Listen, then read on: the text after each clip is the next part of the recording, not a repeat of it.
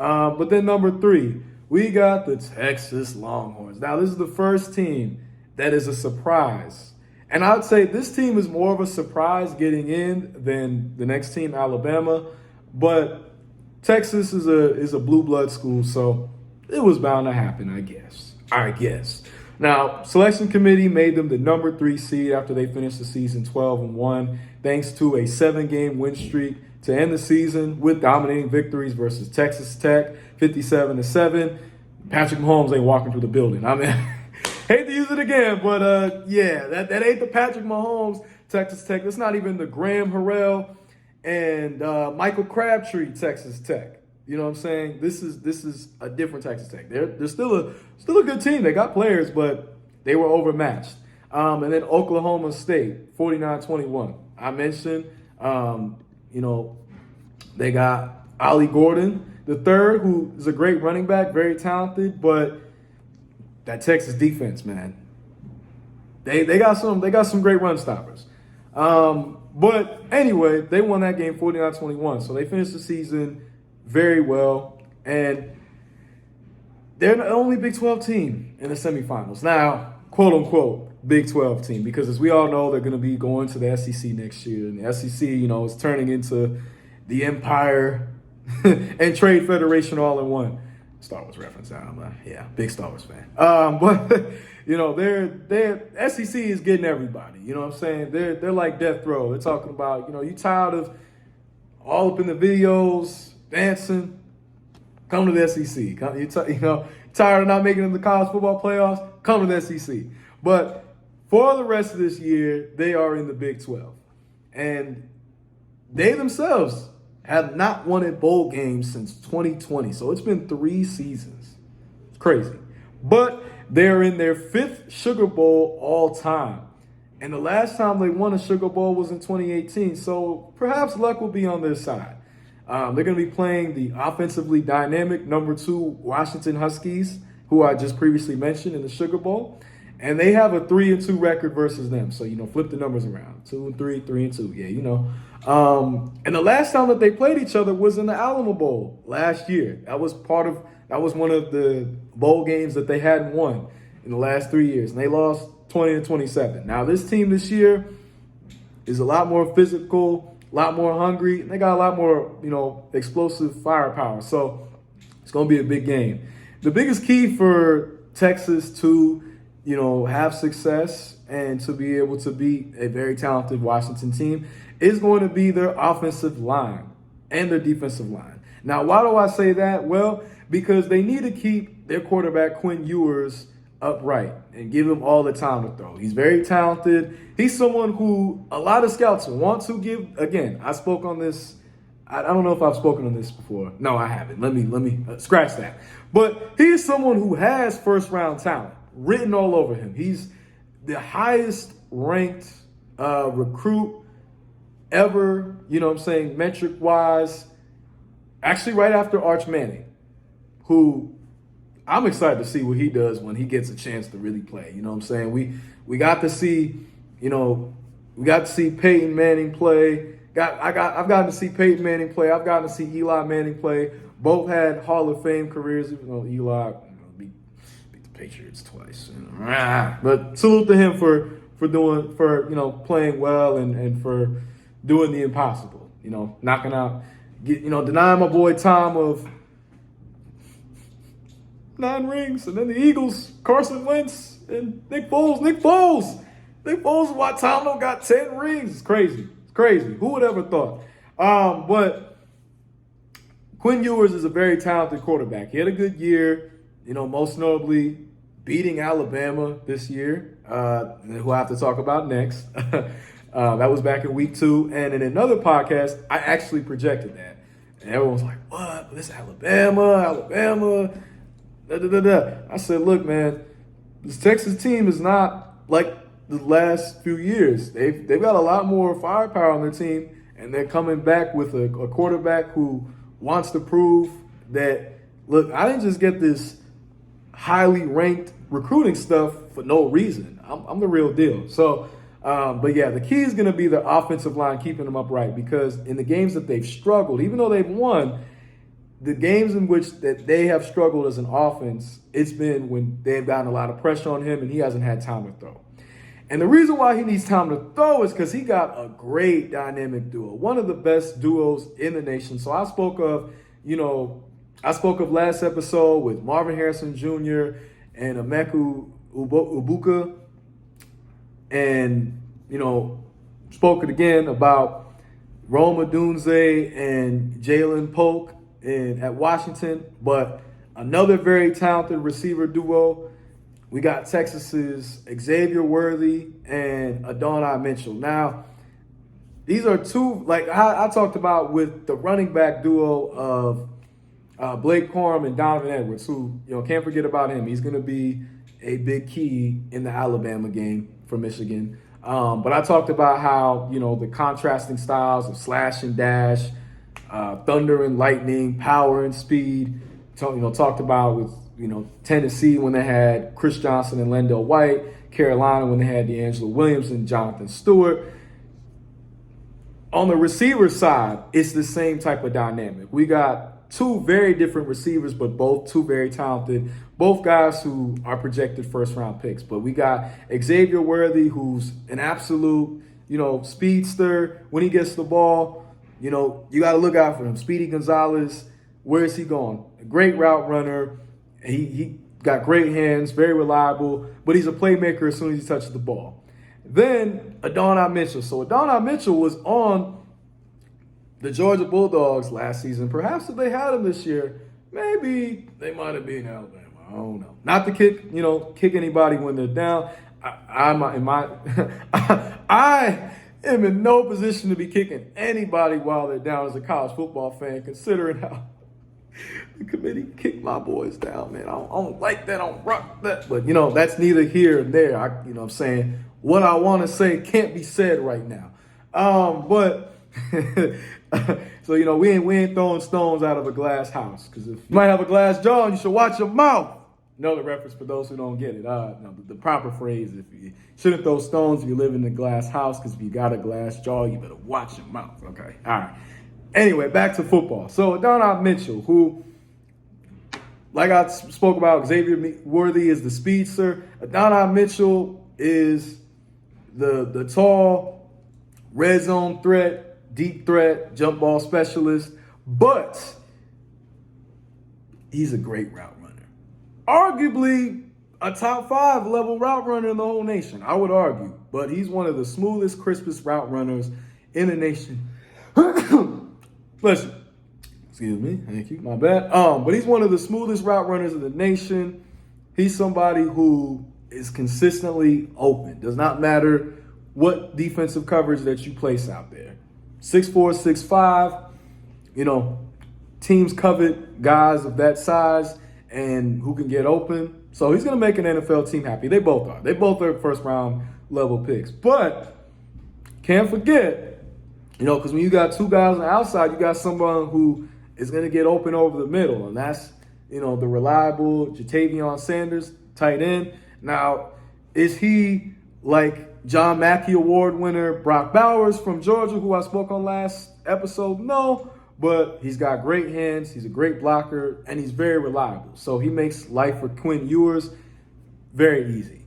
But the passing offense is going to have to carry this team because they've been without star, 1,000-yard rusher Jonathan Brooks for the last 5 games, and they're going to have to continue to rely on their freshman running back, C.J. Baxter, who he's had a great year, but a freshman running back going up against, a top team in the playoffs, we're going to see. Now, I'm not putting anything out there hoping that, he doesn't go off and have a great game. I'm just saying it's going to be, they're going to have to use the passing game most importantly. And, as a fan of college football, with these two teams, they both can put up points in their sleep. I want to see a big scoring game. I want to see deep passes down the field. I want to see short gains turned into long ones, a lot of yards after catch, the whole enchilada. But defense. So I talked about the defense. Now, this defense it has the potential to give Washington some problems because they've got a great duo between They've got a great trio of defenders. You know, they've got a very talented defense overall, but they've got three key guys. They got linebacker Jalen Ford, who I'd argue, you know, he belongs up in that Butkus Award consideration. He's definitely a first-round quality pick. He's been a big reason why they've had success, all Big 12 first team. And then they got the Outland Award trophy winner, defensive tackle Tavondre Sweat, who, man,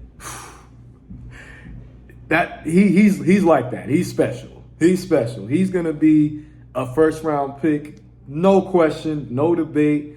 Someone who he gets great pressure on the quarterback, the running back. He's able to, you know, seal the gap really well, and he's gonna, you know, potentially make life very miserable for that Washington O-line. But then they also got Byron Murphy, you know, the second. So you gotta watch out. But they both are gonna cause pressure, and it's gonna be up to, you know, Michael Penix Jr. to be able to get the ball out quickly to his playmakers and to be able to stand strong when he got those two behemoth of linemen, you know, coming to get him. So, you know, you got, like I talked about with Michigan, they got some great defensive tackles. So does Texas. And then last but never least, I guess, we got the number 4 seeded ranked Alabama Crimson Tide. Now, less people were surprised about them, but there was more people understanding. You know, people were a little bit more outraged about Texas getting that 3rd spot. People weren't surprised with Alabama, but also, you know, a little hesitant. Because this Alabama team, to preface, this is not an Alabama team from, you know, 2009 or 2011 or 2013 or 2007, you know what I'm saying, 2017, 2020, like 2021. Like, this is a very talented Alabama team, but just not the same level. Not the same level. But they did the unthinkable, you know, because they've been soaring. They've been riding high. They defeated the number 1 ranked Georgia Bulldogs. And as we all know, Kirby Smart is one of the best head coaches in the nation, but his Achilles heel, his kryptonite, is Nick Saban and the Alabama Crimson Tide. He has only beaten them once, and that was back in the 2021-2022 season. So 2021, but you know, 2022 is when they played the game. And but outside of that, you can't beat them. And that was a game where from start to finish, the score, you know, they won in a close one, 27-20, I believe. Let me just be 100% certain. Sorry, 27-24. Okay, I thought I had that in my notes, but I did not. Things happen. But yeah, they won 27-24. And now while that game was close, anybody who was watching it could just see that Alabama was in control all game. But, you know, so they're Alabama's now number 4. They knocked off the big dogs, the top dogs, the champions, but they're at number 4. So they're going to be playing the number 1 ranked Michigan Wolverines. But this Alabama team finished the year 12-1. The only loss was against number 3 ranked Texas Longhorns. Back in week 2, 34-24. And after that game, they figured some things out and they secured 11 straight wins. And as we all know, Alabama, you know, they get the computers putin'. They keep the lights on when it comes to the SEC. They're in their 8th playoff appearance in the unprecedented 10 years of its total existence, which is insane of a stat. That just speaks to how dominant they are. That speaks to how much of a powerhouse they've been. You know, any Nick Saban coach team, no matter what, you can't count them out. You just can't. We've seen the guys that he's produced. We've seen the teams that he's been able to cultivate and get to the highest level. You can't question it. You know what I'm saying? They have won 6 straight semifinal games since their loss in their first original year of the playoffs. And as a number 4 seed, historically, they're 2-0. And the last time they won a national championship as a 4 seed was in 2017. So we're going to see what happens. We're going to see. They're going to be playing the battle-tested, though, like I spoke about, Michigan Wolverines in the Rose Bowl, who, despite all the controversy, they did outlast all the competition to be the quote-unquote best team. And the last time the two teams faced each other was in 2020. Alabama won that 35-16. That was back when they had Tua Tagovailoa as their quarterback, who's, lighting things up for the Miami Dolphins. And they lead the all-time series 3-2. So it's going to be a very exciting game. The key to victory on offense for Alabama is going to be their ascending star quarterback, Jalen Milroe, who he's been balling. You know what I'm saying? His continued success has been the biggest reason why they've gotten 11 straight wins. And no greater victory than, winning 27-24 versus Georgia. And it even prompted Coach Kirby Smart to compare his talent to Baltimore Ravens, QB Lamar Jackson. And that's no small feat. Lamar Jackson is a superstar. Argue with your mama. You know what I'm saying? argue with your flabby and sick uncle. Argue with Bill Polian. Argue with all the doubters that was trying to hate on my dog Lamar. You know what I'm saying? He is a superstar, bona fide. So to get a comparison like that, I spoke about how Marvin Harrison Jr. being compared to future Hall of Famers like Julio Jones and A.J. Green is no small feat. To get a comparison to someone like Lamar Jackson, that's nothing small and insignificant. So all eyes are going to be on him, and the key to their victory is going to be on him. He's, again, someone who some have argued should have been a Heisman finalist. And I believe, if I'm not mistaken, he was in the top 10 voting. So for someone as young as him, yeah, look out. The sky's the limit for him. Alabama, they got themselves a very talented quarterback. And then on defense, and it's kind of funny, the dynamic, because with last year, Alabama, they were led by quarterback Bryce Young, who was the number 1 pick by the Carolina Panthers. But then they had a stud outside linebacker, Will Anderson, who was the number 3 pick on the Houston Texans right now. This year, and in my opinion, not only was he a snub for the Butkus Award, but he could have been the Bednarik winner, which is for the best defensive player of the whole year. But Dallas Turner, it's nothing he can't do. He can rush the passer. He can drop back in coverage. He can play the run. He is as complete of a linebacker prospect since a Will Anderson the year prior. So he's a big-time playmaker. He leads the teams in sacks, tackles for losses, and hurries.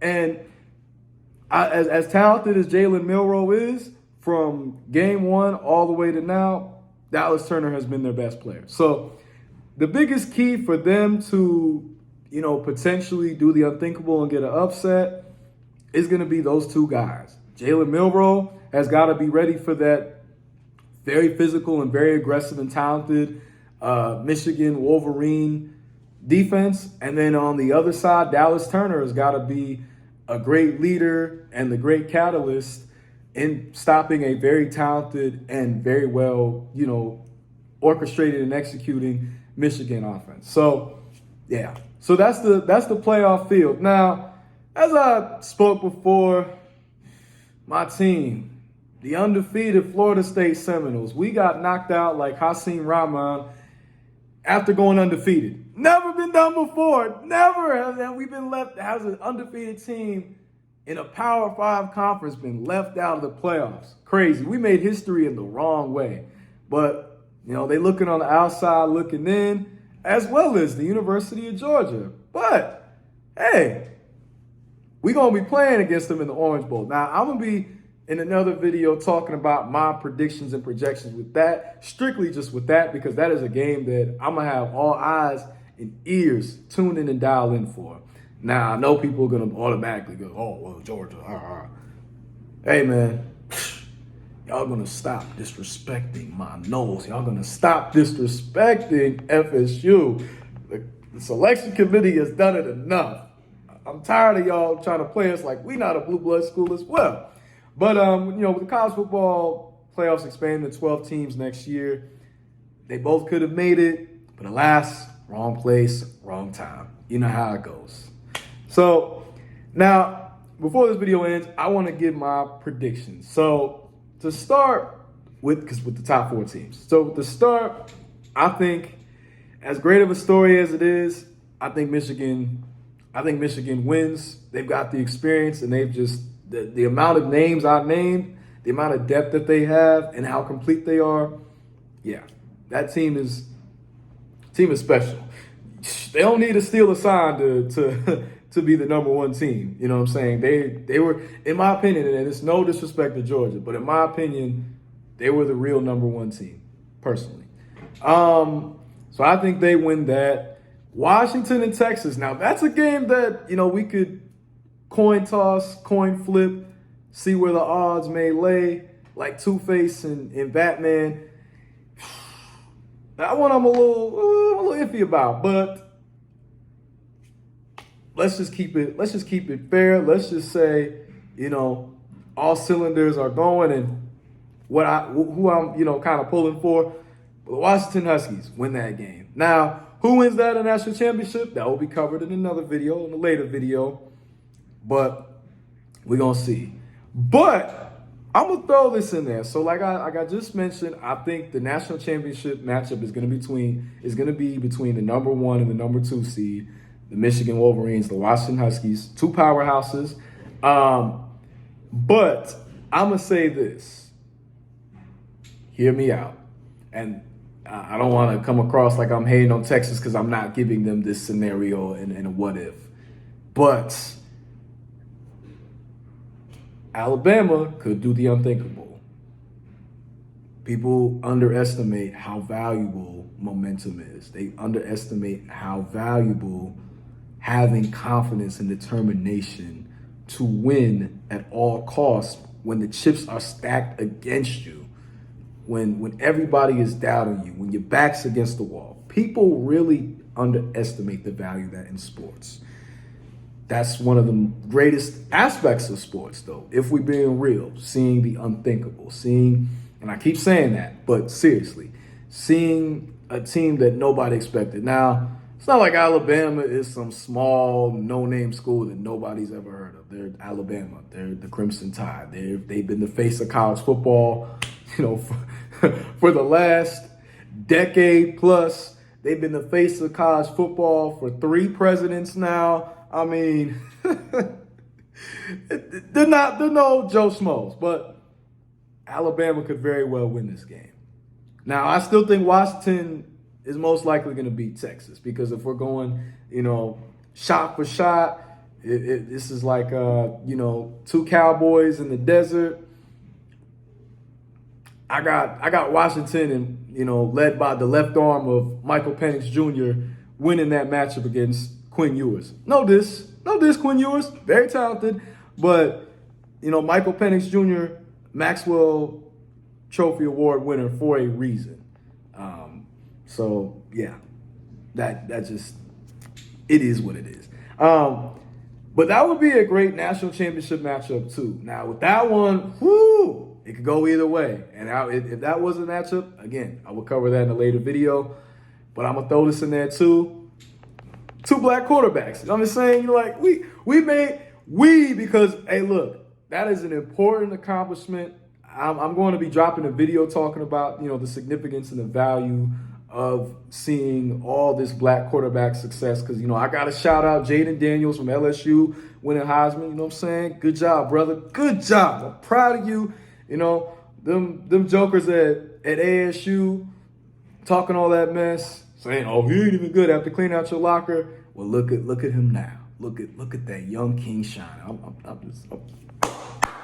I'm so proud. And you know what? Not to sun him or nothing like that, but obviously my FSU Seminoles, we got the best of him. But hey, he adjusted. He had an amazing, phenomenal year. But in the NFL last season, history was made. We had the first black quarterback Super Bowl between Patrick Mahomes and Jalen Hurts. Patrick Mahomes of Texas Tech, who I mentioned before. And then Jalen Hurts, who Went to University of Alabama before, but he really took off when he went to Oklahoma. But yeah, the Chiefs and the Eagles, two top tier teams. Even though they both have had some struggles recently, you can't count either of those teams out. And that very well could be the Super Bowl matchup this season again. So we get another black quarterback matchup. Now it's happened more in college football, but still, hey, let's keep it going. You know what I'm saying? We betting on black, we rooting for black. You know what I'm saying? And I always gotta support the black quarterbacks because of all that they have to endure, all they have to go through, and all that stacked up against each other. You know what I'm saying? I know some of those message boards after the Texas game for Alabama were going crazy, and not in a good way, with stuff they were saying about Jalen Milroe. But look at Jalen Milroe now, proving the doubters wrong. Same thing with, I bet, some of the message boards when Michael Penix Jr. was at Indiana were going crazy with some of the disses and with some of the disrespectful dialogue. But look at him now. Look at him shining. So, you know what I'm saying?